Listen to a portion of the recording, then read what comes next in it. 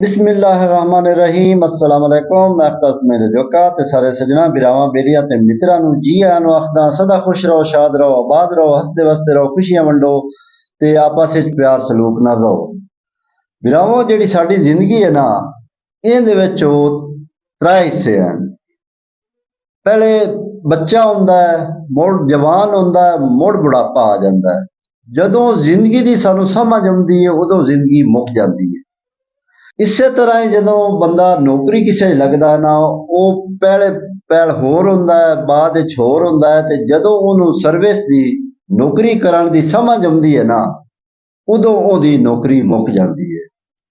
ते अज गल करदे हैं THQ बुहाना दी, जिथे के भाई फलक शेरां नूं बतौर वैक्सीनेटर उन्हां अपनियां खिदमतां सर अंजाम दित्तियां ते बच्चों नूं भी टीके लाए, कार्ड भी बनाए।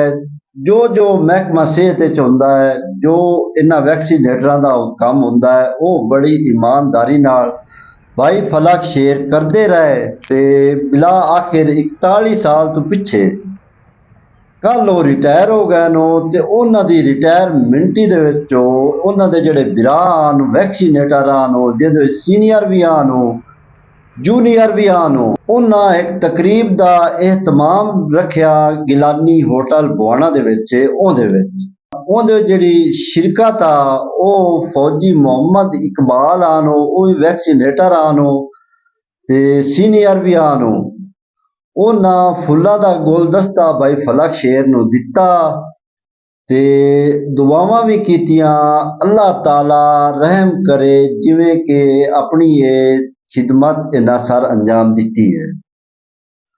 उस तो इलावा जेहड़े होर बिरा आन, मार मोहम्मद आफ्ताब हराड़ा, अब्बू अल हारिसा, वकार हुसैन रजोका, भाई मोहम्मद अवैस जेहड़े के 221 डुगड़े दे विच बतौर वैक्सीनेटर इनो, होर भी दीगर अहबाब आन जिन्हां इत्थे शिरकत कीती ते भाई फलक शेर वास्ते दुआवां भी कीतियां। इस तो इलावा मार मोहम्मद इरफान आन, मोहम्मद सईद, ये भी वैक्सीनेटर हैं। ते अल्लाह ताला सानू सारियां नू खुश रखे, हसदा वसदा रखे।